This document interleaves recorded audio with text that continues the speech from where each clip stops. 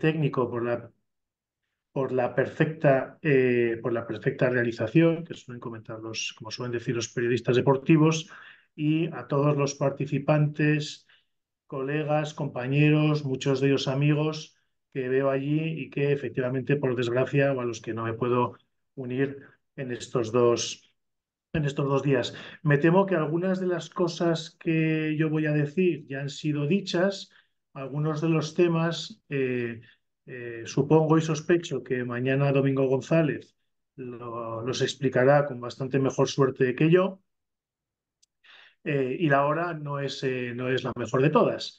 Y dicho esto, comenzaré con una afirmación paradójica o contradictoria, que parte del hecho de que nuestras sociedades son las primeras y únicas sociedades pacifistas de la historia.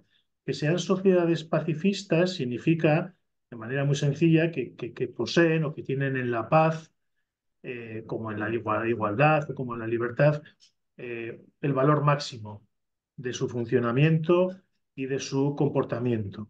Que nuestras sociedades sean pacifistas se observa con cierta claridad en los discursos que vemos en los medios de comunicación, en la opinión pública, en el mundo de la cultura, ¿no? De las series de televisión, de las películas, de las músicas y, por supuesto, en el mundo de las organizaciones internacionales, nacionales, gobiernos, etcétera, ¿no? El ideal pacifista o el ideal universal pertenece, por así decirlo, a, eh, a los grandes valores que nuestras sociedades abanderan. La paradoja aquí está en el hecho de que nuestras sociedades, que son sociedades que se reconocen y se reconocen a sí mismas como pacifistas, no son en absoluto sociedades pacíficas. De hecho, son sociedades eh, estrictamente conflictivas. Son sociedades enormemente conflictivas. Son conflictivas hacia el exterior.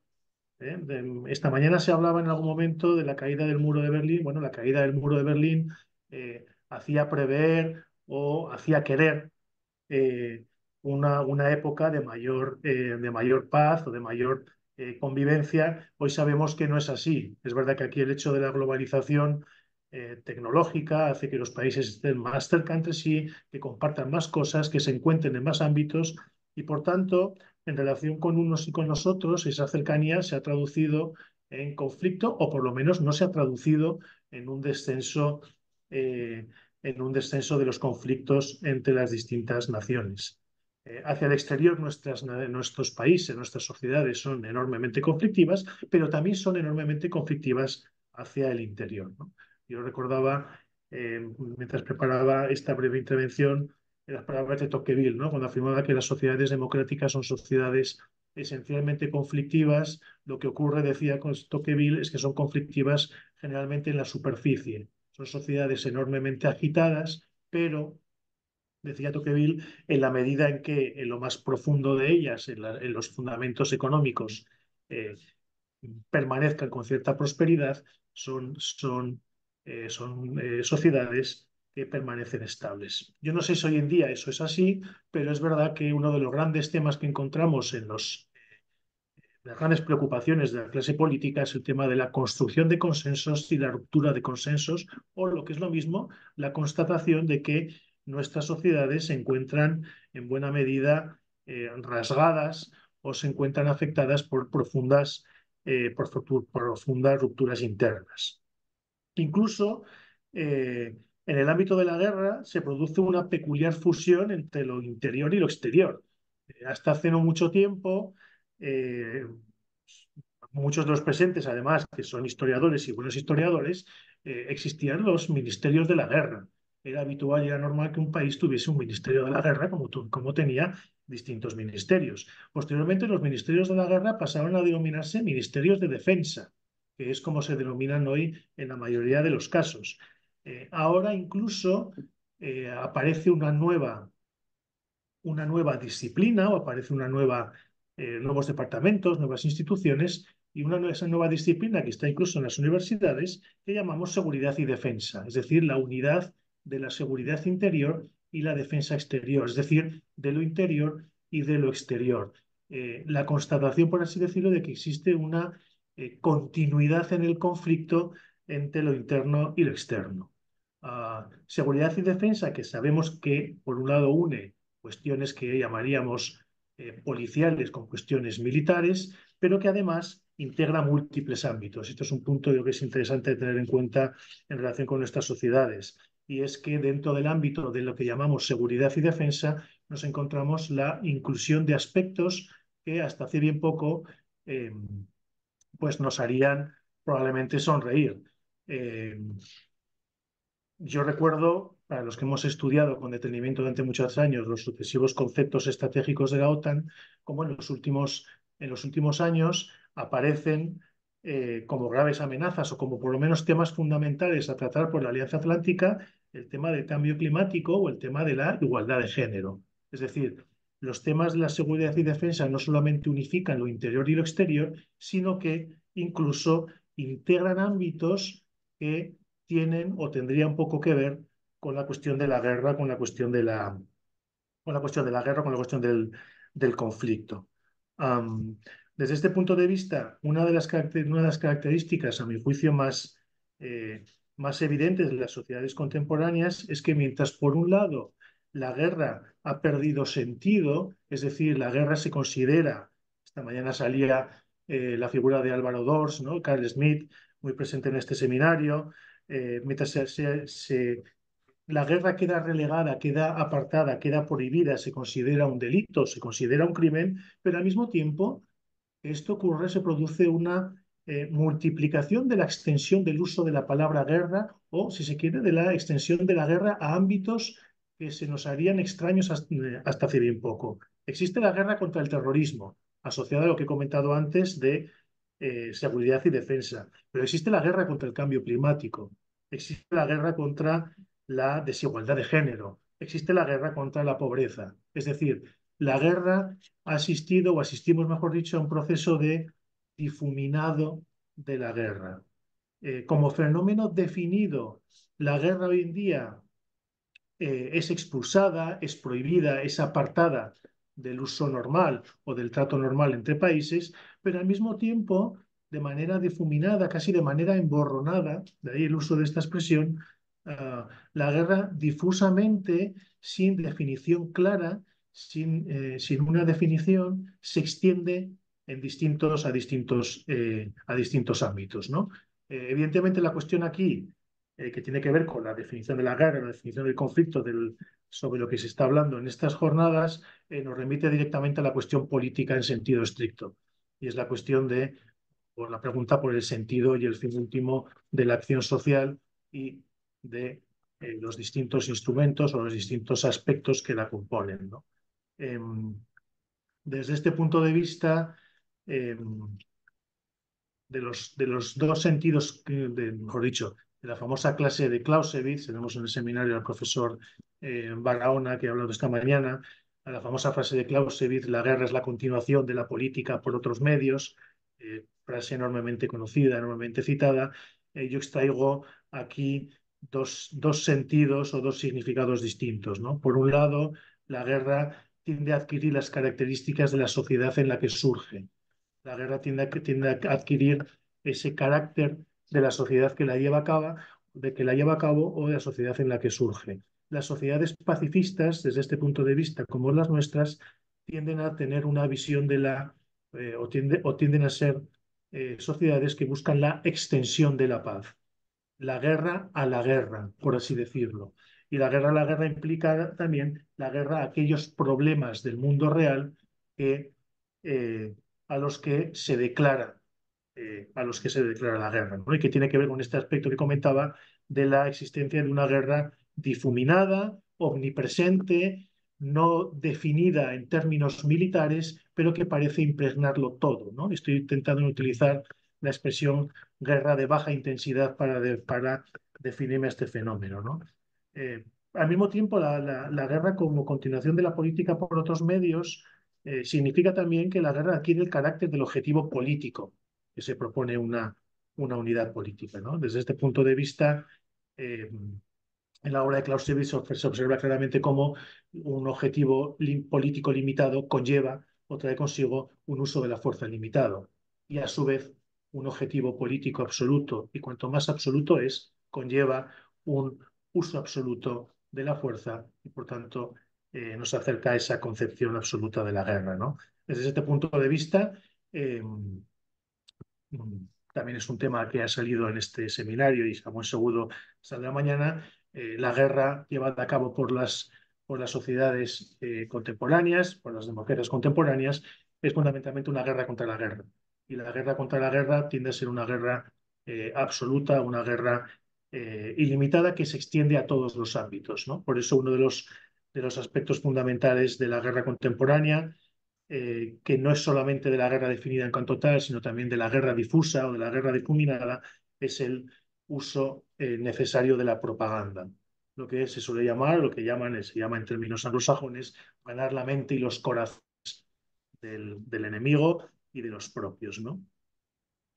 Por eso la guerra es más intensa en cuanto, eh, en cuanto se da en sociedades ideológicas como las nuestras, ¿no? Y nuestra sociedad, la sociedad contemporánea, es no solamente ideológica, sino que es crecientemente ideológica, porque lo que caracteriza el desarrollo moderno, al desarrollo de las ideologías, es no solamente el hecho de que cambien, sino el hecho de que constituyen un fenómeno de creciente intensificación, al que volveré más adelante, ¿no? Se ha hablado antes de Ricoeur y se ha hablado de dos palabras claves, ideología, por supuesto, y la cuestión de la utopía, ¿no? La ideología del siglo XX se ha considerado por muchos autores como una religión secular. Y el tema la, la expresión es realmente importante. La ideología no solamente supone una corrupción política, es una corrupción política, pero no es solo una corrupción política o una corrupción de la política. Es una corrupción de la historia, de la concepción de la historia. Es una corrupción de lo real o una corrupción del orden del ser. Y es una corrupción del propio espíritu humano y de la razón, ¿no? Yo creo que a buen seguro Juan Carlos recordará esa anécdota, ¿no? de Raymond Aron diciéndole al entonces a un doctorando Julian Freud, evite la ideología, ¿no? Es decir, huyamos de esa corrupción de la razón, huyamos de esa corrupción del espíritu. La ideología como corrupción del espíritu constituye un aspecto fundamental en la obra de otro autor al que me referiré ahora, bien conocido por muchos de vosotros también, que es Eric Vogelin. Uh, para Eric Vogelin, la ideología es la culminación de ese fenómeno que él denomina, o que podemos denominar, el gnosticismo moderno, que tiene algunas características relacionadas con el gnosticismo clásico o el gnosticismo antiguo, pero que tiene también características propias. El gnosticismo, yo señalaría, sin ser un experto, pero tiene, por lo menos tiene tres características importantes sobre las que pasaré muy por encima, ¿no? El gnosticismo implica un rechazo del mundo creado, un rechazo del mundo creado por Dios.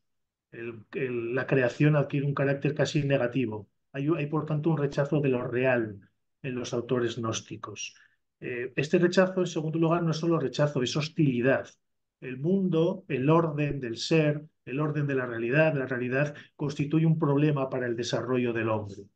Y la solución, tercer aspecto, está en el hecho de que el hombre, puesto que en él existe o existiría existe eh, cierta llama interna al que solamente los más cultivados pueden hacer crecer, uh, solo unos pocos iniciados son capaces a través de esa pequeña llama interior de romper definitivamente con el mundo, ¿no? El gnosticismo, en términos generales, implica un rechazo al mundo dado, al mundo, eh, al mundo en el que el hombre, por lo menos desde la perspectiva cristiana, pertenece.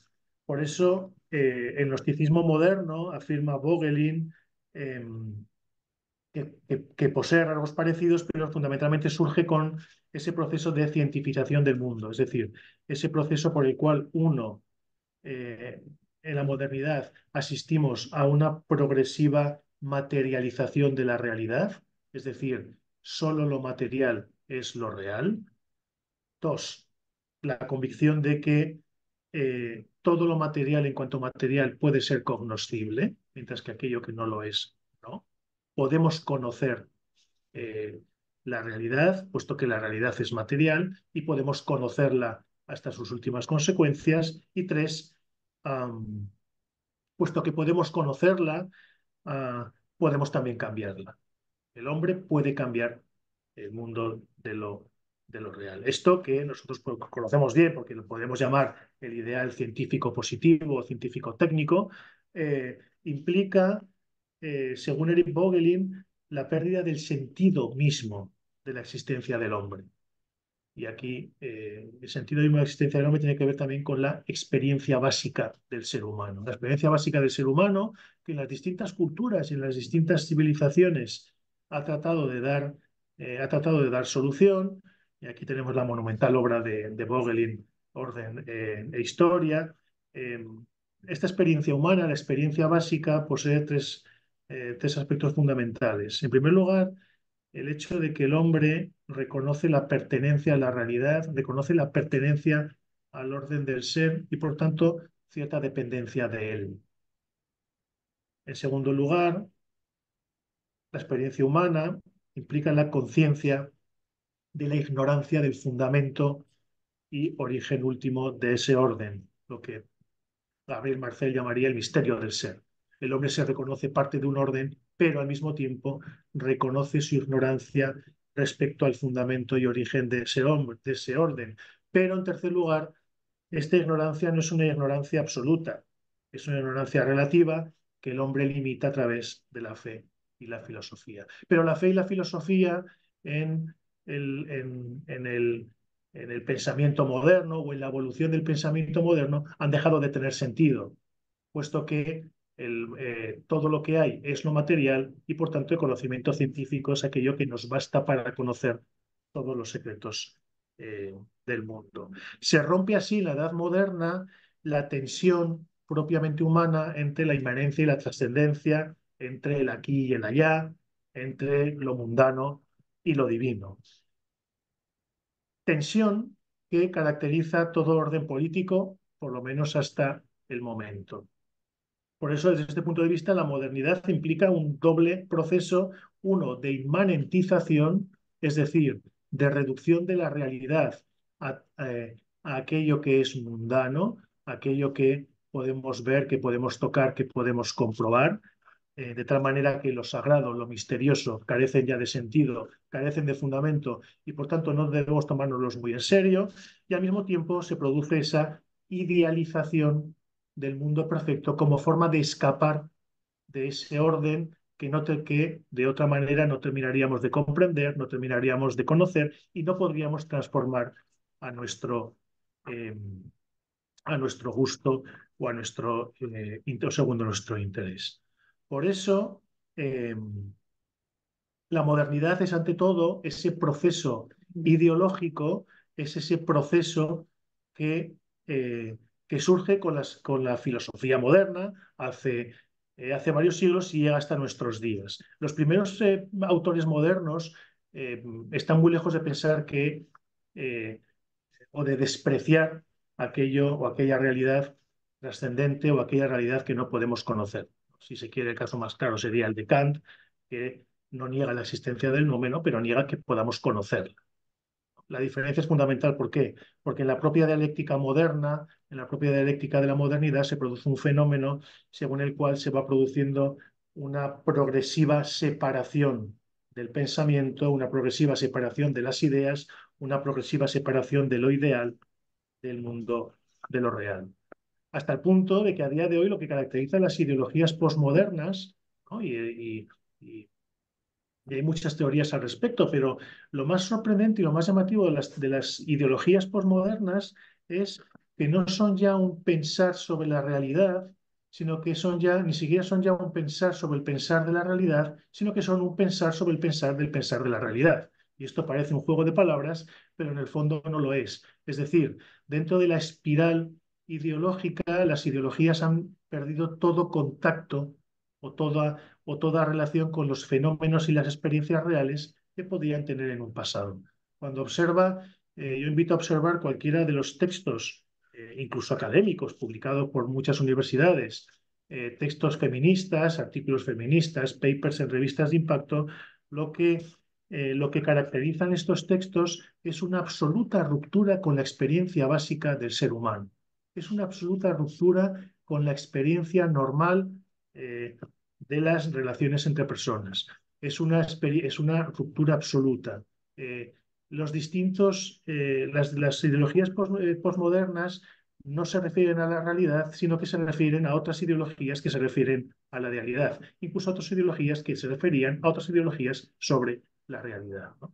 Este aspecto es importante porque implica o nos muestra una de las características fundamentales de del mundo moderno, de este gnosticismo contemporáneo, que es esa progresiva ruptura con lo real. Y voy terminando ya para ajustarme al tiempo, eh, con lo cual hay 6 puntos que yo creo que convendría tener en cuenta. Uno, que el paso del tiempo en las últimas décadas supone una agudización de este rechazo de la razón al mundo de lo real. Digamos que el proceso se va acelerando, es cada vez más agudo. Insisto, todo lo que tiene que ver con las cuestiones de género o con la cuestión LGTB y implica cómo se produce una ruptura cada vez más aguda respecto a la experiencia real del hombre. Dos, eh, se ha instaurado esa sustitución de lo real por lo ideal. Esta mañana salía la cuestión del pensamiento único, es decir, el discurso público va por un lado muy distinto a la realidad experimentada por las personas que viven en nuestras sociedades, un discurso que no solo es distinto, sino que es cada vez más contradictorio. Tres, esta dinámica genera resistencia en lo real en la medida en que la realidad ofrece más resistencia cuanto más se acerca, cuanto más se erosiona, cuanto más choca el discurso público contra sus fundamentos antropológicos o sus fundamentos metafísicos. Cuanto más se toca el corazón de lo real, mayor resistencia se encuentra a lo que esta mañana se hablaba de pensamiento único, es decir, esa violencia difuminada se vuelve más violenta. Cuatro, eh, existe efectivamente una necesidad de ejercer una mayor violencia para vencer esa resistencia, violencia que tiende a ser más espiritual que material. Es decir, curiosamente, la violencia en nuestras sociedades es probablemente menos física de lo que ha sido la guerra o el conflicto en épocas pasadas, pero es una violencia más espiritual, más anclada en la propaganda, más anclada en los medios que tienen que ver con la propaganda. Es, en quinto lugar, un movimiento acelerado que se va acercando a un punto de ruptura. Con lo cual, en el momento actual nos encontramos con una situación paradójica, pero al mismo tiempo perfectamente comprensible. A día de hoy, año 2024, nos encontramos con que el pensamiento ideológico ha alcanzado el mayor desarrollo de toda su historia. Ha alcanzado ese punto en el cual es más ideológico que nunca. Es decir, está más separado y es más opuesto a la experiencia real del hombre. Desde este punto de vista, tiene mayor fuerza que nunca. Ahora bien, al mismo tiempo, esa fuerza o ese momento de exaltación de lo ideológico en el que nos encontramos ahora muestra su enorme debilidad en el sentido en que se ha alejado tanto de la realidad que muestra sus grandes déficits y sus grandes problemas. Lo cual nos lleva también a la cuestión de que implica una mayor agresividad. La agresividad del discurso ideológico, de esa violencia más o menos difuminada con la que yo comenzaba esta intervención, la agresividad es también creciente. Yo no sé, y por tanto nos lleva a pensar en una crisis inminente. Yo no sé hasta qué punto o qué sentido tomará esta crisis inminente. Quiero ser más optimista que el profesor Barahona, que hablaba esta mañana de armas nucleares, pero en todo caso tiene que ver con el hecho de que nos encontramos en un punto clave que se caracteriza precisamente por eso. Es el momento en el cual la ideología como expresión máxima del gnosticismo moderno tiene una mayor fortaleza, pero al mismo tiempo esa fortaleza implica que tiene poco margen de crecimiento, es más violenta y por tanto llegaremos a un momento de crisis o de ruptura en todo caso. Y dicho esto, me callo aquí para que mis compañeros puedan intervenir. Muchas gracias. Muchísimas gracias, Oscar. Perfecto, pues pasamos a la siguiente ponencia, en este caso del profesor Jacobo Negueruela Abellán, que hablará sobre discursos de odio religioso en el Antiguo Testamento y el Corán, comparativa y evolución. Recuerdo, por otra parte, que prácticamente todos estábamos esta mañana, pero por quienes no estuvieron, que tienen también a su disposición las reseñas curriculares de los que van a ir interviniendo, de tal manera que así no se hace necesario la presentación correspondiente de cada uno de los ponentes. Yo creo que, si no me equivoco, los tenemos ahí en la zona de aquella mesa. Muchas gracias.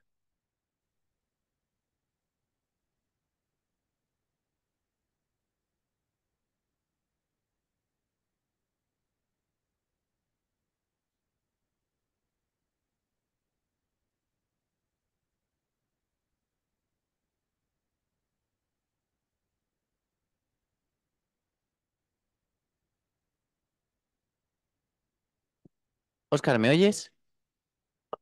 Óscar, perdona, que estamos haciendo pruebas de sonido. Sí, Sí, me oyes, perfecto, fenomenal. te digo. Gracias. Bueno, perfecto.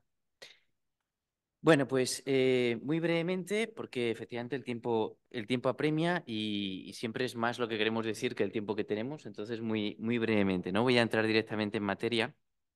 Voy a tener que saltarme muchas cosas, lo cual va a perjudicar probablemente a la estructura de la argumentación y ustedes seguramente verán que hay ciertas fallas en el discurso que luego quizá con ciertas preguntas, si ustedes lo tienen a bien, pues intentaré responderlas para que se vea la coherencia de lo que aquí se dice, ¿no?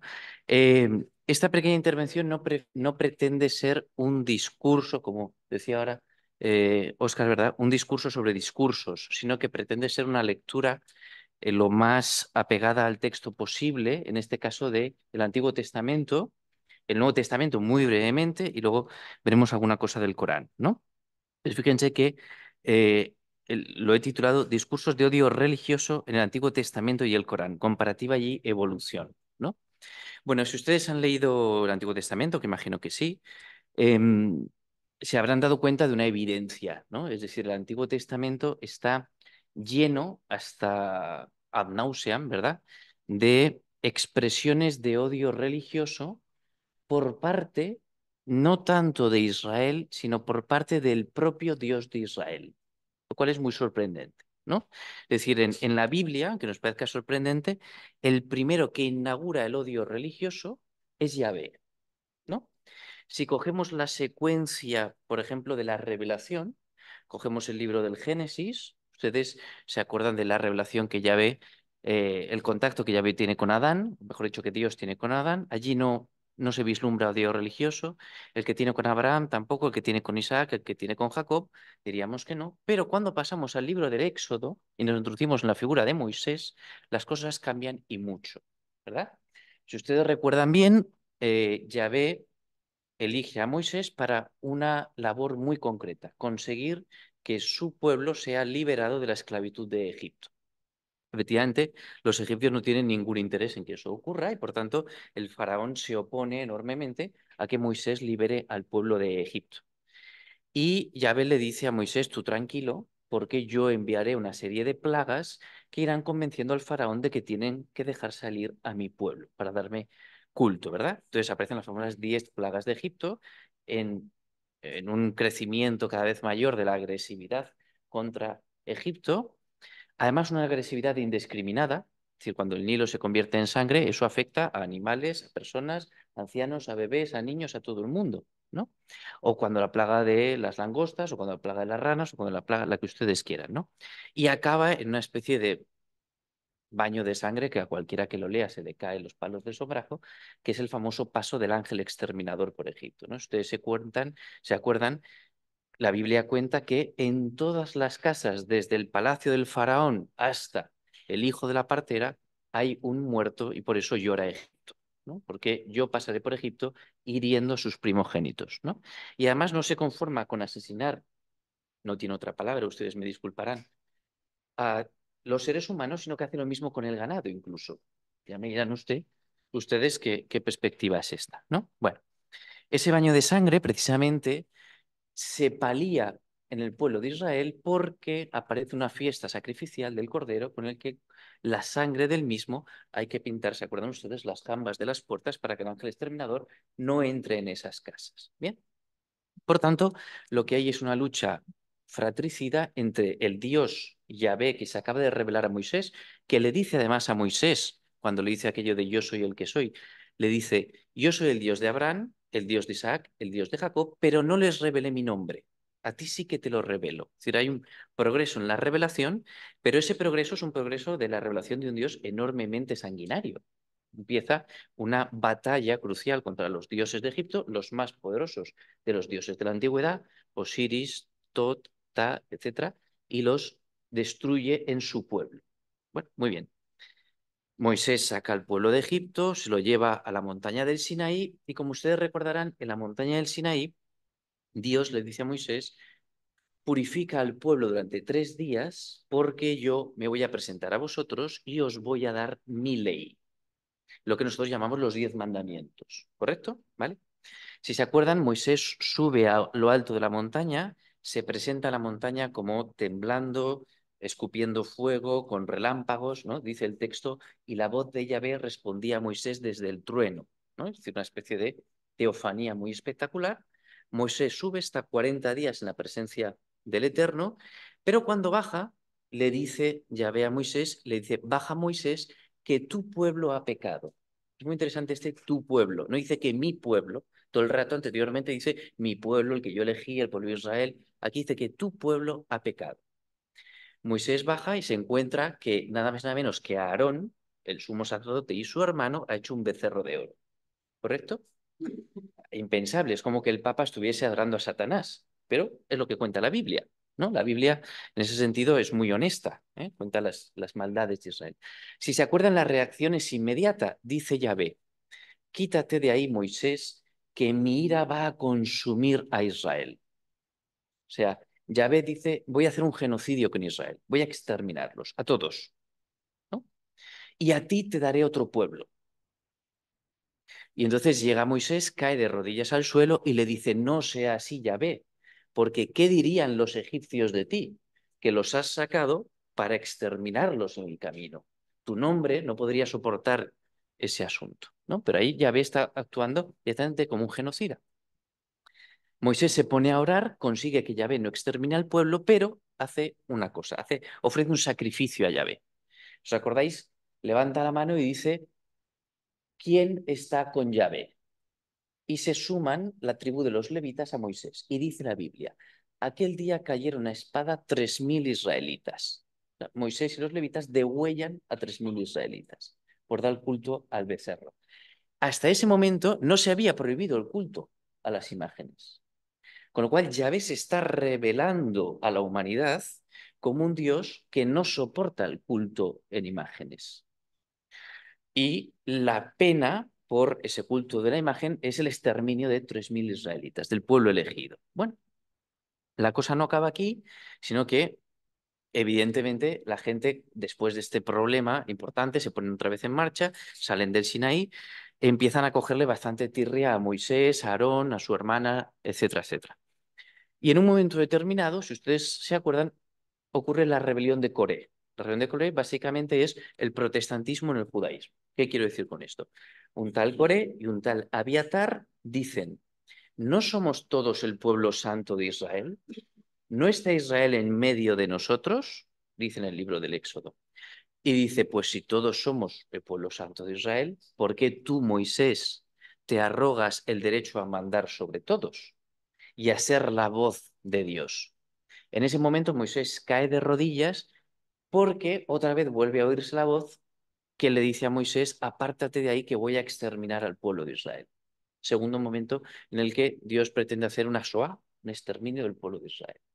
Yo sé que estas cosas son difícilmente creíbles, pero si usted lee en el libro de Éxodo y el libro de Números, dirán, ah, pues sí, lo dice aquí. Muy sorprendente, aquí lo dice. Bueno, en ese momento, Coré, este señor que ha dicho esto, trae a una madianita, a una mujer de Madián, lo que hoy sería el norte de Arabia, ¿vale? Y dice, copuló con ella a la vista de todo Israel. No quiere decir que lo hiciera visualmente, físicamente, que lo estuvieron allí, sino que todo el mundo vio que Coré traía a una extranjera y la metía en su tienda. Pero gracias a Dios estaba allí el hijo, nieto de Aarón, hijo de Eleazar, Pinjas, sacerdote. ¿Qué hace Pinjas? Coge una lanza, entra en la tienda y atraviesa a los dos. Caso típico chivo expiatorio. Toda la culpa se concentra en Coré y se asesina a estos dos. Muy bien. ¿Cuál es el resultado del asesinato de estos dos? Bueno, medios pasa una serie de cosas, se abre la tierra, se traga 250 a Coré y a 250 de su familia, se mata a este hombre, pues que se detiene la plaga que el propio Dios había enviado sobre Israel y que había matado a 14.700 hebreos en ese momento. Pero cuando asesinamos a aquel que se ha atrevido a poner en duda la autoridad de Moisés, cesa la plaga. Claro, si esto lo vemos en términos de la ilustración positiva, lo que estamos viendo es cómo Moisés construye un liderazgo a base de asesinar a todo el que se le pone delante. De hecho, llegan a una población que se llama Baal Peor y llega Moisés y le dice Dios a Moisés, otra vez, quítate de en medio que voy a volver a devorar con mi ira a todos estos. Y entonces llega Moisés y dice, no, que no sean todos. Dice Dios, tienes razón. Coge a los cabecillas del pueblo, a los jefes de la casa de Israel, que eran los líderes políticos de las distintas tribus, de las 12 tribus, y cuélgalos. Y llega Moisés y dice, a sus órdenes. Y los cuelga. Con lo cual se ha cargado a todos los líderes políticos de Israel, se ha cargado a 14.700 por peste, a 250 porque la tierra es abierto, a 3.000 con los levitas, etcétera, etcétera. Lo más normal es que a Moisés quisieran apedrearle. La Biblia lo dice 2 veces, que a Moisés querían apedrear. Bueno, ¿cuál es el pecado que está cometiendo Israel? ¿Y por qué se produce este odio de Dios hacia Israel? Porque Israel da culto a otros dioses, sea el Baal de Peor, sea el dios Dagón, sea el dios de Cron, sea el dios el que sea. Muy bien. Se muere Moisés y como ustedes saben, le sucede Josué, hijo de Nun. Muy bien. Y es el que prepara el acceso a la tierra prometida. Moisés había pecado, no se nos dice bien cómo, se nos dice como el día de Meribá, cuando vuestros padres pecaron, pero no se dice, no se explicita el pecado y ahí la tradición hebrea ha creado un corpus inmenso de literatura sobre cuál era el pecado de Moisés y por qué Moisés no pudo entrar en la tierra prometida. Caso es que toda la generación que salió de Egipto murió en el desierto, con excepción de Josué y con excepción de Abiatar. Solamente sobreviven ellos dos. Los otros, la Biblia dice que salieron 600.000, más las mujeres, más los niños. Bueno, no serían 600.000, pero es lo que dice la Biblia. Bueno, pues todos esos murieron en el desierto. Claro, evidentemente los egipcios dirían, pues menudo Dios, que os ha sacado de la casa de estar comiendo cebollas y perdices y no sé, no sé cuántos para mataros en el desierto. Vaya amigo te has echado, Moisés. Bueno, llega Josué y dice, bueno, pues vamos a empezar la conquista de la tierra. Y continuamente los textos del Éxodo, lo que yo llamo el libro de la conquista de la tierra, que son textos que aparecen en Éxodo, en Números, en Deuteronomio, en Josué y en Jueces, van contando cómo se conquista la tierra de Canaán y cómo se expulsará a las 7 naciones de Canaán. Los cananeos, los hititas, los pereceos, los jebuseos, las 7 naciones que vivían en Canaán. Muy bien. Y se declara una nueva institución, que es el Erem o anatema. A veces también se dice Jerem. Se pronuncia Jerem o Erem. ¿Y qué es el Erem? El Erem es lo siguiente. Yahvé le dice a Josué, le dice, cuando tú entres en Canaán, tienes que exterminar a todo hombre, a toda mujer, a todo niño, a todo animal y quemar todo bien material. No puedes quedarte nada. Es decir, no puedes esclavizar a los hombres, no puedes esclavizar a las mujeres, no puedes quedarte los animales, no puedes quedarte el botín y no puedes quedarte la tierra, las casas. Tienes que pegarle fuego a todo. Y cada vez que no lo hacen, los hebreos pierden la batalla. ¿Se ve? ¿Cuál es el progreso del Edem, del anatema? El progreso es que la Biblia, aunque no sigue una secuencia temporal, va diciendo, bueno, Dios declara otro anatema contra otra población, pero dice, bueno, ahora tienes que matar a todas las mujeres, tienes que matar a todos los hombres, tienes que matar a todos los ancianos, tienes que matar a todos los niños, tienes que matar a todo el ganado, pero las casas no hace falta que las destruyas. Ah, bueno, vale. En otro momento dice, tienes que matar a todos los hombres, tienes que matar a todas las mujeres, tienes que matar a todos los niños, tienes que matar a los ancianos, tienes que matar a todos los animales, pero te puedes quedar además el botín material. Hasta que llega un momento en que dice, bueno, tienes que matar a todos los hombres, tienes que matar a todas las mujeres que hayan tenido relaciones sexuales con un varón, pero te puedes quedar con las niñas. Te puedes quedar con las niñas para tener relaciones sexuales con ellas e hijos a los que eduques en la fe ya vista. ¿Se entiende? ¿Vale? Bueno, según los judíos ultraortodoxos, el Estado de Israel tiene que estar allí porque en el libro del Éxodo y en el libro de Números, en el libro de Deuteronomio, y en el primer libro de Reyes, en el segundo libro de Reyes, en el libro de Samuel y en los libros de Crónicas, esa tierra se la dio Dios a su pueblo de Israel. Y se la dio así. Se la dio a través de una conquista militar de exterminio. ¿Bien? Bueno,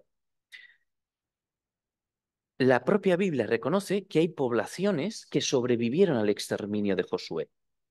Y dice, tal población hasta el día de hoy sigue siendo población cananea, pero son esclavos nuestros.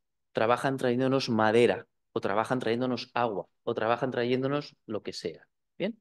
Pero por lo demás los pasamos a cuchillo.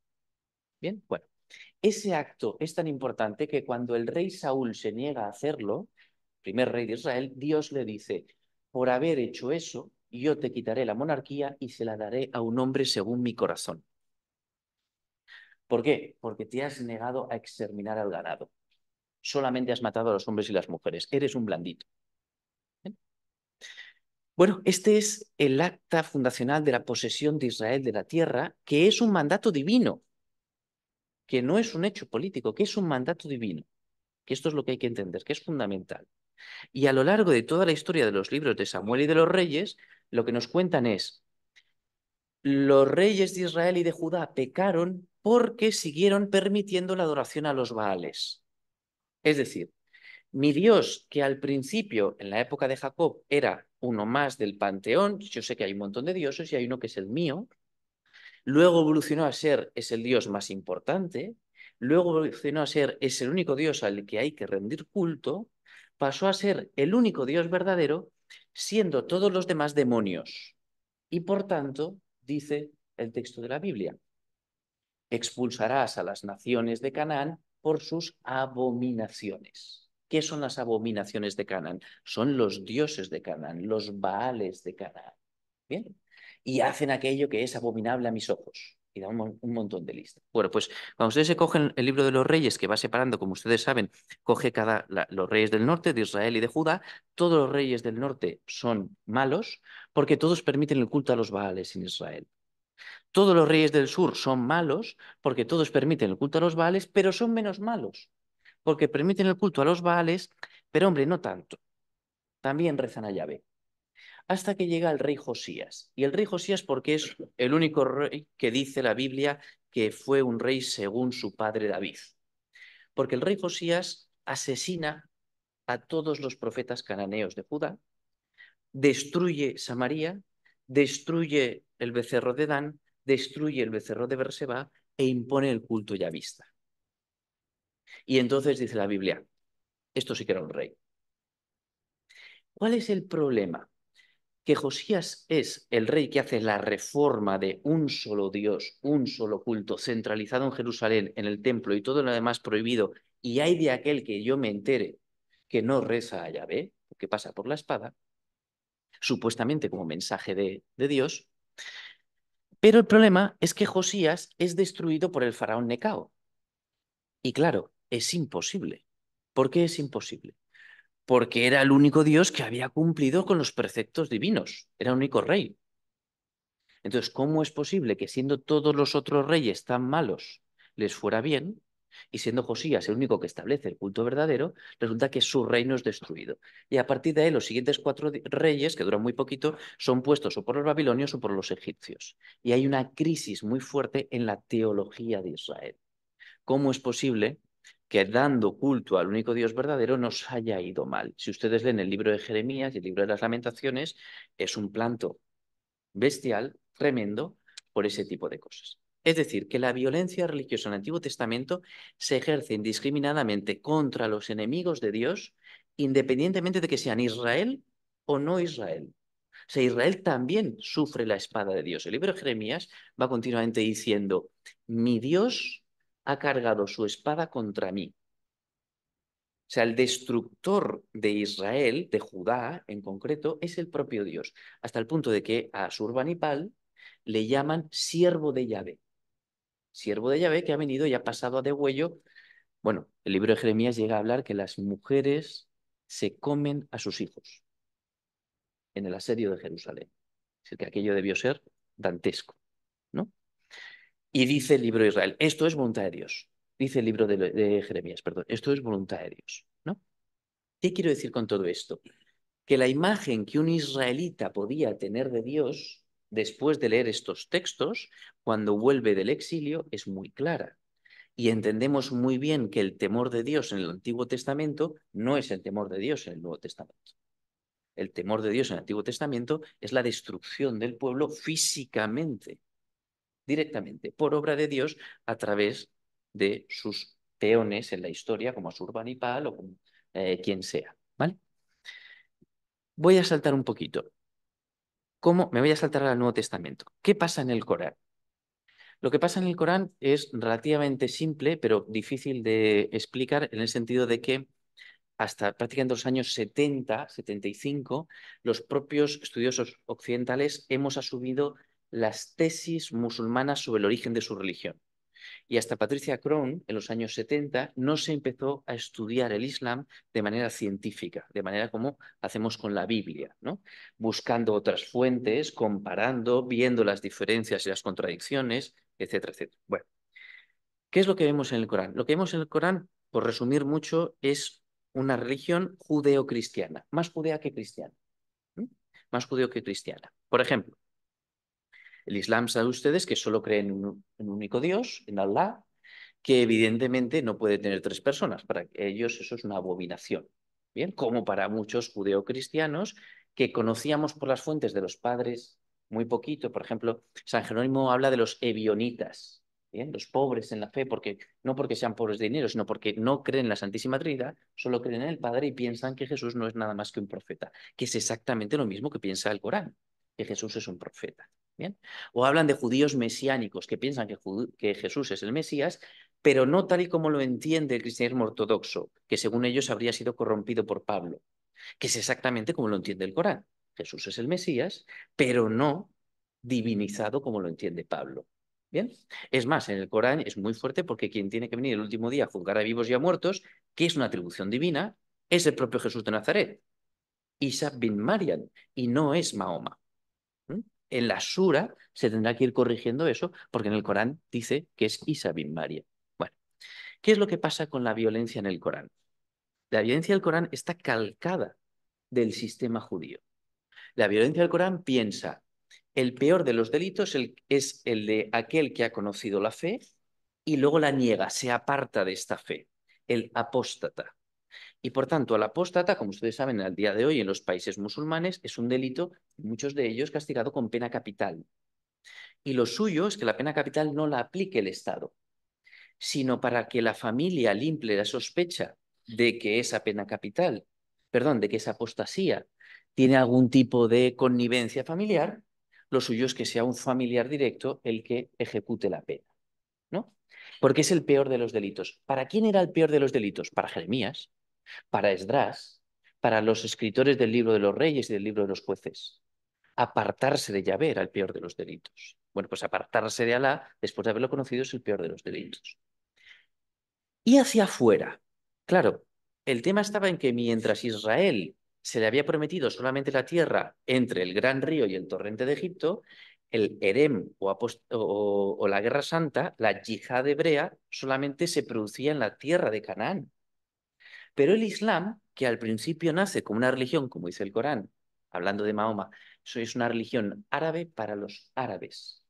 En muy poco tiempo, saben ustedes, se genera como una religión universal, es decir, se expande extraordinariamente, ¿no? Bueno, lo que nos dicen las investigaciones es El Corán en gran parte lo escribe Mahoma, o lo recita Mahoma, o lo inventa Mahoma, lo dice como ustedes quieran, pero en gran parte lo hacen los primeros califas, los califas Rasidum, los califas perfectos en la fe. Y esos califas se encuentran con una expansión imperial que no pensó Mahoma, que solamente conquistó el Hiyaz, la distancia entre Medina y la Meca. Bueno, ¿qué es lo que ocurre entonces? Que la tierra santa del Islam, la tierra santificada en la que no puede haber otra religión, en la que todo el mundo tiene que seguir la religión de Alá, ya no es el Hiyaz, ni es Canaán, ni es Arabia, sino que, como dicen ellos, todo el planeta Tierra se divide con una única categoría. O es Dar al-Islam, la casa del Islam, o es Dar al-Harb, la casa de la guerra. Es decir, lo que no es la tierra sometida a Dios es la tierra sometida a la guerra, a la yihad o el yihad. ¿Qué están haciendo? Están cogiendo el mismo esquema de la yihad del Antiguo Testamento aplicado a Canaán para una religión que ya no se aplica a Canaán, sino que se aplica al planeta entero por los desarrollos militares, los éxitos militares del Islam, del primer Islam. Pero la concepción es la misma, exactamente la misma. De hecho, es más benigna. ¿Por qué es más benigna? Porque el Islam llega a una época en la que la evolución del harem ha llegado ya a una cierta racionalidad. Es decir, la guerra se tiene que hacer con unas normas. Por ejemplo, dice el Corán, no puedes destruir los árboles frutales. ¿Por qué? Porque de ahí come la gente. No puedes matar a los niños. Te los llevas y los educas en el Islam, pero no matas a los niños. No puedes matar a las niñas. Te las llevas y las tienes de concubinas, pero no las mates. Al final incluso hay gente que, eruditos islámicos, que llegan a decir, no puedes matar tampoco a las mujeres. Las puedes esclavizar, no las puedes matar. A los que no hay duda que tienes que matar es a los varones. Eso está clarísimo. ¿Vale? Eso no hay duda.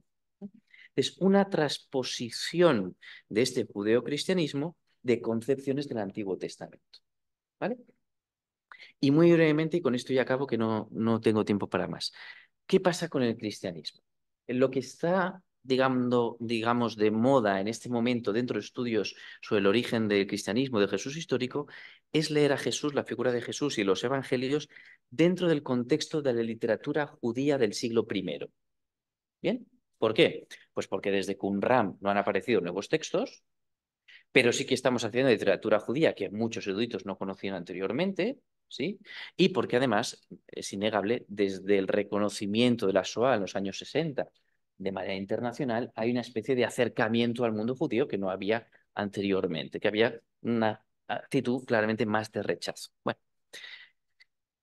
y en ese sentido se plantea a Jesús como un profeta judío con las categorías del judaísmo. Y las categorías que no serían propias del judaísmo o que se enfrentarían al judaísmo serían categorías de los llamados judíos helenistas. El principal de ellos, Pablo de Tarso, pero habría tantos otros. Bien.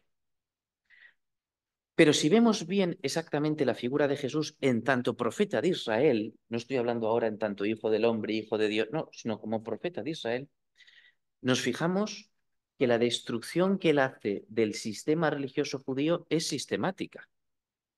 Y esto a veces se oculta. Por ejemplo, acuérdense ustedes, ¿en qué estaba basada la religión judía del segundo templo? Del templo que construyeron después de volver de Babilonia. Estaba basada, por ejemplo, en la importancia del Sabbat, que es absoluta. No puedes caminar más de una milla en el Sabbat.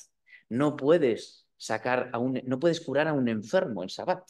Acuérdense de todas las discusiones de Jesús con los fariseos y los saduceos. Bueno, pues Jesús llega y dice, no se hizo el hombre para el Sabbat, sino el Sabbat para el hombre. Esto para un judío es directamente blasfemo, porque en el libro de Jeremías se dice que aquel que no respete el Sabbat merece la muerte. Es decir, que cuando un judío le decía a Jesús, ¿por qué tus discípulos hacen en Sabbat lo que no está permitido? No le está diciendo a mí no me gusta, le está diciendo, según la palabra de Dios, eso merece el degüello público. Punto uno. Punto segundo, el templo. El templo era fundamental. Y dice Jesús, ¿veis estas piedras? No quedará piedra sobre piedra. Y si se acuerdan ustedes, en el diálogo con la samaritana, cuando la samaritana dice, bueno, ustedes los judíos dicen que hay que adorar en Jerusalén, nosotros decimos que hay que adorar en el Gazerim, y dice Jesús, los auténticos adoradores adorarán en espíritu y en verdad, y en este templo y en el otro templo. Eso para un judío es decir, Para un judío de la época de Jesús, es decir, en Jerusalén no mora el nombre de Dios. No especialmente, no de manera singular. Bien, voy fatal de tiempo, ¿no? Tercer asunto, por ejemplo, ¿qué era fundamental? La ley, la Torá. Saben ustedes la importancia que tiene hasta el día de hoy, ¿verdad? Bueno, pues dice Jesús, por ejemplo, hablando también con los saduceos, les dice, no soy yo el que os condena, es Moisés en que ponéis vuestra confianza. Es vuestra Torá, no soy yo. Fijaos que en otro momento determinado dice Jesús, les dice, cuando le preguntan los saduceos que no creen en la reencarnación, hubo una mujer que se casó con un hombre, este hombre murió, tenía un hermano, se casó con el hermano murió, tenía otro hermano, y así hasta 7 veces. En la resurrección, ¿con quién estará casado? Y dice Jesús, bueno, no conocéis el poder de Dios, etcétera, etcétera, y le dice, con toda la cuestión esta del repudio, dice, ¿qué os dijo Moisés? No les dice, ¿qué nos dijo Moisés? ¿De qué os dijo Moisés? Y entonces dice, Moisés nos permitió dar el libro de repudio. Y dice Jesús, eso fue por la dureza de vuestro corazón, pero no fue así al principio. O sea, Jesús se salta la ley explícita, letra sobre letra, aquella que no permite que una camisa sea de lino y algodón al mismo tiempo porque es pecado, o que no permite a una mujer tocar a un varón cuando está menstruando porque es pecado, o que no permite que una persona entierre a un muerto porque es pecado y tiene que hacer una clase especial luego de purificaciones, y dice, todo eso no vale nada. Y cuando se presenta al fariseo y le tiene que explicar cuál es el contenido de la ley, le dice, maestro, ¿cuál es el más grande de los mandamientos? Y aquí casi todos los comentarios bíblicos hierran porque nos dicen, Jesús recita el Shema Israel, ¿no? Escuche Israel. Pues no es verdad. En el texto Jesús no dice escuche Israel. Dice directamente, amarás a Dios sobre todas las cosas. Y el segundo es semejante a este, al prójimo como a ti mismo. Se salta la referencia a Israel, le dice que en esto consiste toda la ley y todos los profetas, nada más que en el amor. Por tanto, toda la sucesión de mandamientos, saben ustedes que los judíos habían llegado a 365 mandamientos positivos y a 600 y pico mandamientos negativos. Todo esto no importa y no es la esencia de la salvación ni de la revelación. Claro, es muy evidente que Jesús tenía que acabar mal, porque era permanentemente blasfemo sin haber hablado todavía de que Jesús era el Hijo del Hombre o era el Mesías de Israel, sino exclusivamente como profeta. ¿Bien? Acabo con esto. ¿Qué ha pasado, por tanto, con el odio religioso? Pues lo que ha acabado es que Jesús acaba diciendo unas palabras que dentro del sistema islámico y judío no tienen lugar y dentro del sistema identitario cristiano históricamente probablemente tampoco, pero que deberíamos recuperar. Jesús dice una cosa importante, dice, cuando le dicen, por ejemplo, nosotros no somos hijos de prostitución, nosotros somos hijos de Abraham, ¿no? Lo último que le dicen, ya tenemos el pene circunciso, ya no tenemos perpucio, por lo menos déjanos esto, somos los verdaderos hijos de Abraham. Y dice Jesús, yo os digo que Dios puede sacar hijos de Abraham de estas piedras. Y lo completa de una manera que es una bofetada en la identidad religiosa judía. Vendrán muchos de Oriente y Occidente a sentarse a la mesa de los patriarcas y muchos hijos del reino serán expulsados fuera. Porque el criterio ha dejado de ser un criterio nacional identitario, incluso un criterio religioso identitario, sino que pasa a ser el amor a Dios y el amor al prójimo. Este es realmente el último paso en la construcción, ya no de odio religioso, sino de amor religioso. Que ni el judaísmo anclado en el Antiguo Testamento, ni el Corán, que reduplica el sistema del Erem, han entrado en esta figura. Y tampoco nos engañemos, muchas veces nosotros tampoco. Pero existen las herramientas hermenéuticas para romper con ese discurso de odio religioso. Y ya acabo aquí porque si no me alargaría un montón. Muy bien, muchísimas gracias, Jacobo. Ni nada. Pues la última intervención de la mesa, le damos entonces ahora paso directamente al profesor a don Silvestre Segarra, Segarra, que hablará sobre los orígenes de la persecución religiosa de 1931-1936 en España. Pero vamos a proyectar una presentación.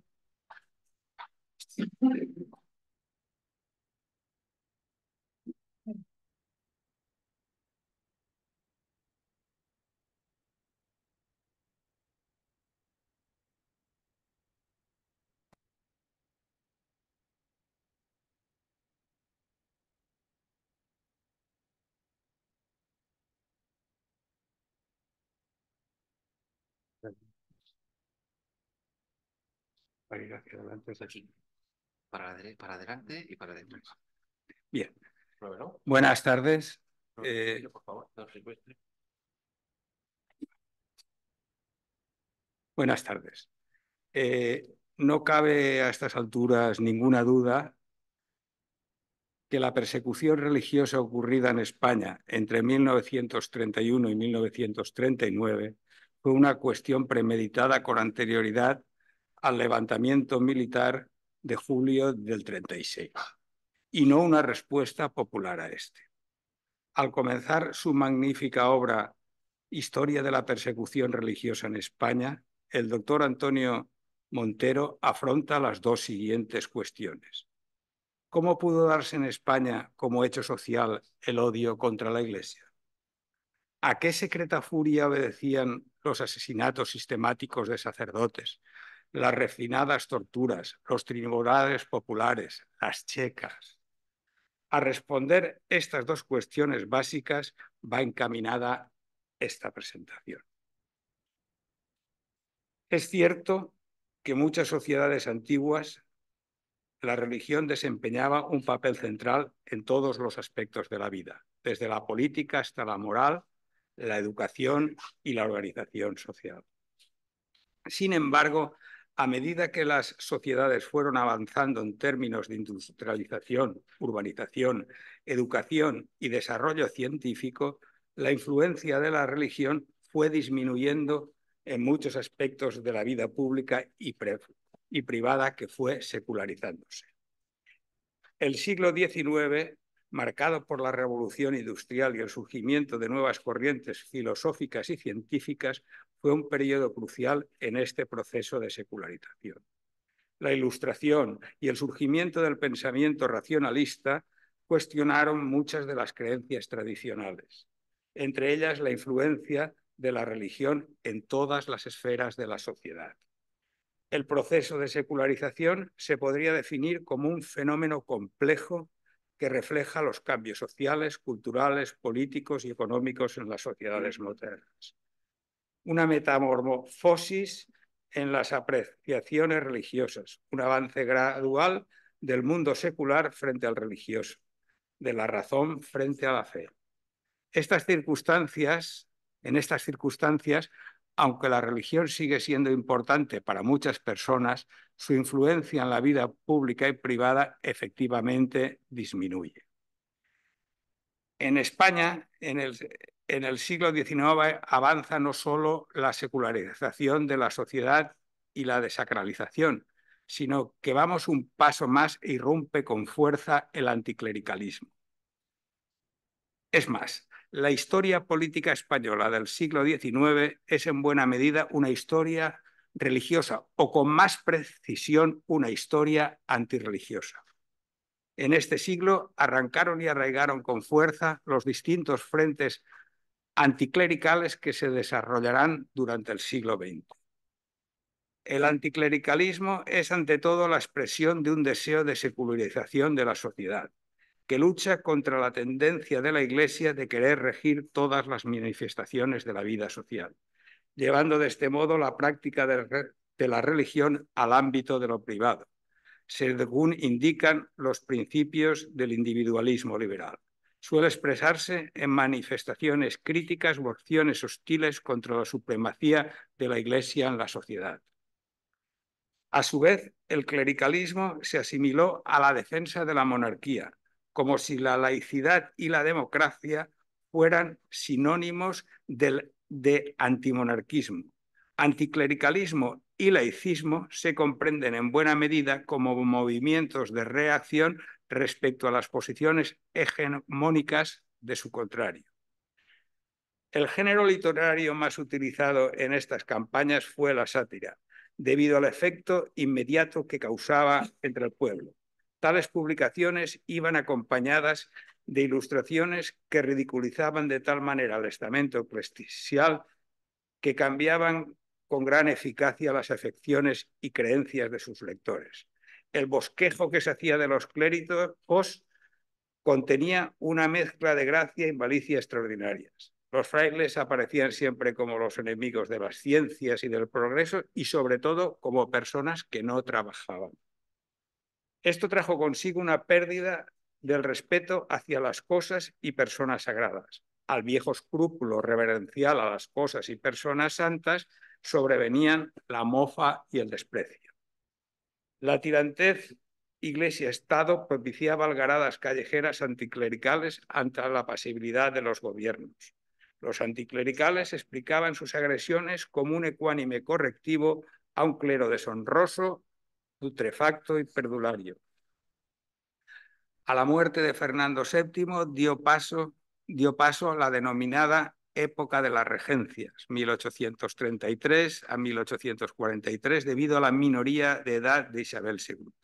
Durante este periodo, la asechanza anticlerical continúa unida a las reformas de la Revolución Liberal, pero exterioriza nuevas formas y desaparecen así la sátira, aunque perdura la ofensiva inflexible de la prensa liberal.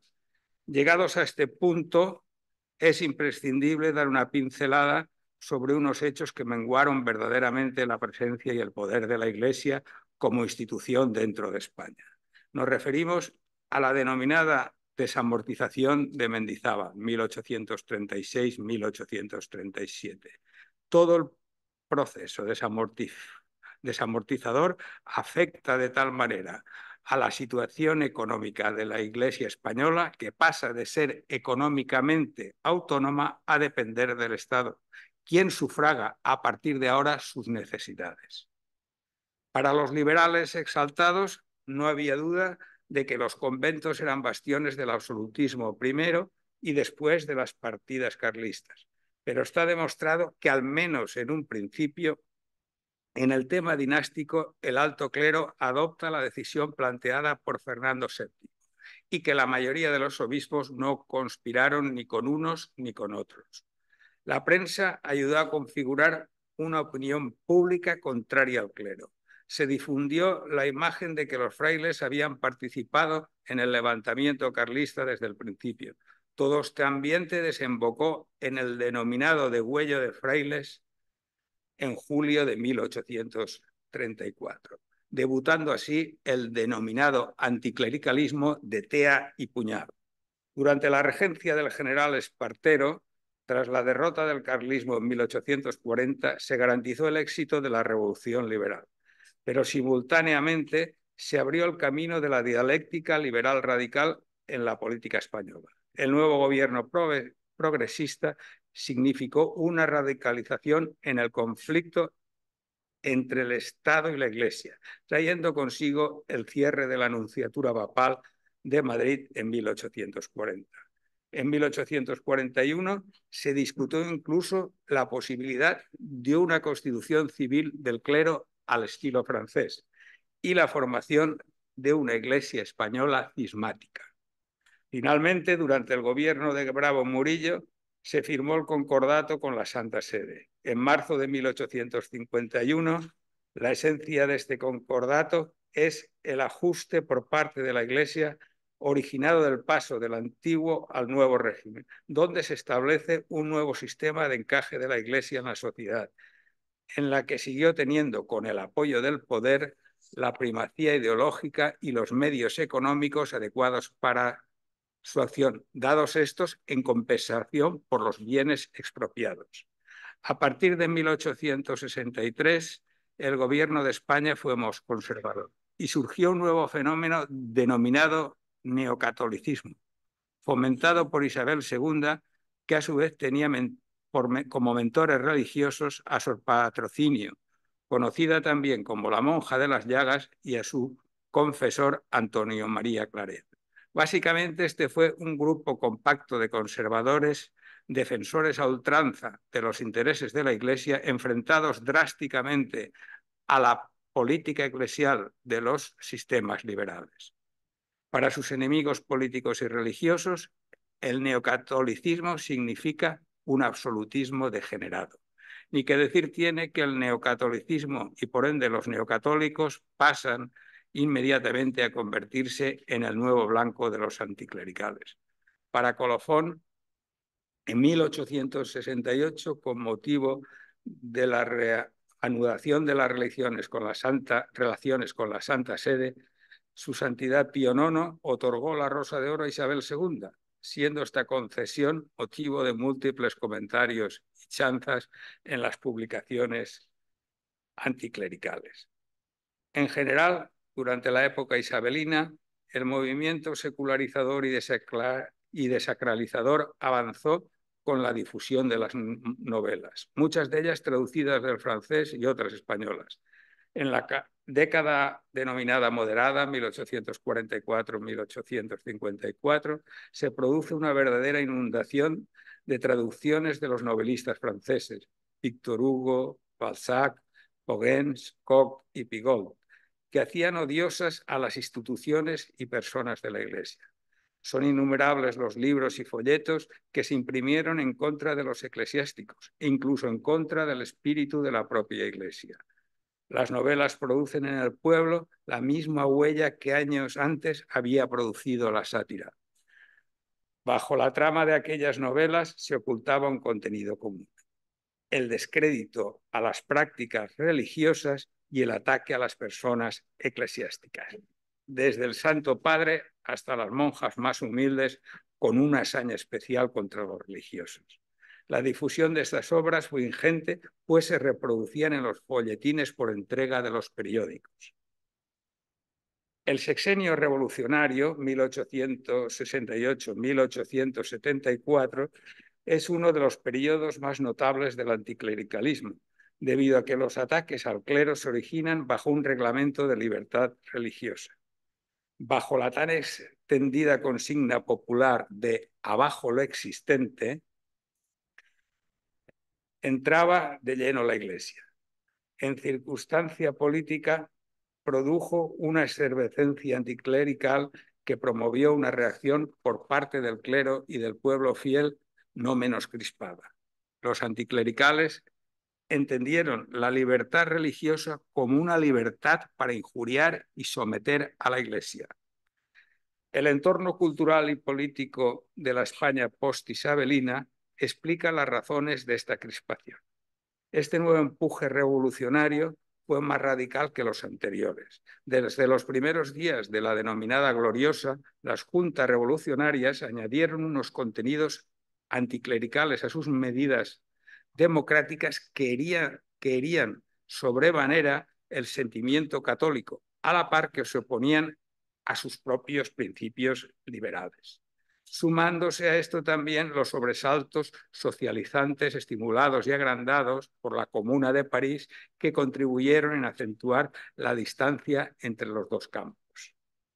La clave fundamental para entender nuestro siglo XIX es el proceso de secularización de la nación. En estos vaivenes izquierda a derecha, cada vez se hace más patente la separación de las dos Españas. Las huestes anticlericales van creciendo en número e intensidad de acción con el paso de los años. A medida que se entraba en el siglo XIX, las masas se alejaban de la Iglesia y la cultura española más creativa transcurría al margen del catolicismo y seguían las descargas anticlericales con una violencia creciente. Hasta ahora vamos viendo de una manera irrefutable cómo han ido reemplazándose y oponiéndose los distintos regalismos en el poder, siempre en menoscabo de la libertad y la autonomía de la Iglesia. A una violencia sigue otra, a una vieja persecución una nueva. Durante la Restauración borbónica, 1874-1923, como nos indica Revuelta González, el sistema tolerante de la Restauración alfonsina favoreció por una parte a la Iglesia, que recuperó parte de su influencia social, pero también a los disidentes de la religión católica, a quienes no se les impedía la publicación de sus críticas. En la Constitución de 1876, Cánovas acepta la transacción socioreligiosa, que es la única que puede asegurar la pacificación restauradora, debido a que a estas alturas, en la sociedad, desde la élite del profesorado hasta la población rural, se había infiltrado un sentimiento anticlerical profundo, con expresiones muy peculiares de un desconocimiento intelectual grande. El humor irreverente y las obscenidades relacionadas con el clero producían gran exaltación en el pueblo. Se disfrutaba a todos los niveles de perturbar las normas religiosas, reinterpretando la doctrina de la Iglesia desde una óptica totalmente opuesta a su dogma. No obstante, el pueblo fiel era multitudinario y su fuerza en la familia y en los diversos grupos sociales y económicos muy grande. A partir de 1898, el anticlericalismo toma un nuevo ritmo y se despliega con nuevas aspiraciones, ya que la recuperación de la Iglesia, interpretada desde perspectivas anticlericales, ofrece muchos aspectos de ataque. Todos sus tópicos encuentran una renovada justificación y los ataques vuelven a centrarse, sobre todo en las órdenes religiosas y especialmente en la Compañía de Jesús como arquetipo de todos los despotismos clericales. El instrumento anticlerical más poderoso durante este periodo de restauración fue sin duda alguna la prensa, cuya novedad consiste en su carácter sistemático y especializado. El estilo mordiente de la prensa anticlerical contrastaba con el carácter soporífero de los periódicos católicos. Resulta casi irrebatible que el anticlericalismo se convirtió en el elemento catalizador contra la situación general de desolación que padecía la sociedad española tras el desastre colonial de 1898. Con todo lo hasta aquí expuesto, nos queda muy claro que el siglo XX arranca con un anticlericalismo militante, fuerte y organizado, convertido en un movimiento de masas bajo la dirección de republicanos y anarquistas.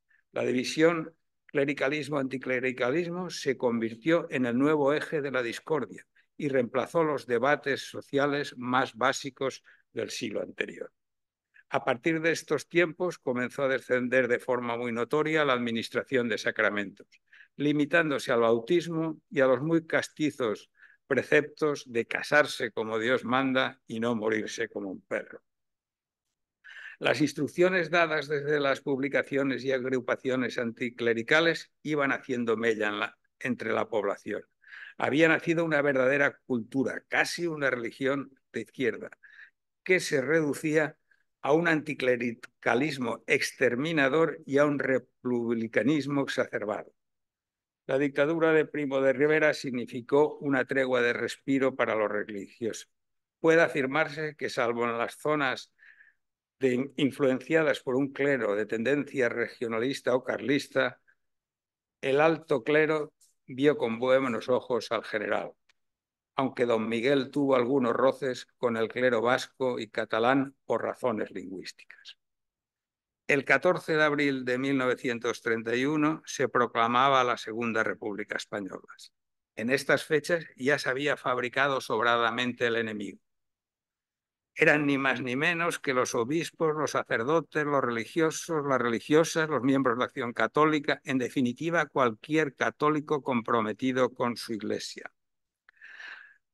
Ante este tajante cambio de régimen político, la Santa Sede tomó una posición totalmente accidentalista y posibilista en relación con el régimen constituido. Y así continuó la Iglesia por este camino de diálogo y moderación hasta el estallido de la Guerra Civil Española en julio de 1936. No obstante, tanto Pío XI como su secretario de Estado, Eugenio Pacelli, hicieron llegar a los distintos estamentos republicanos su desacuerdo con la situación creada.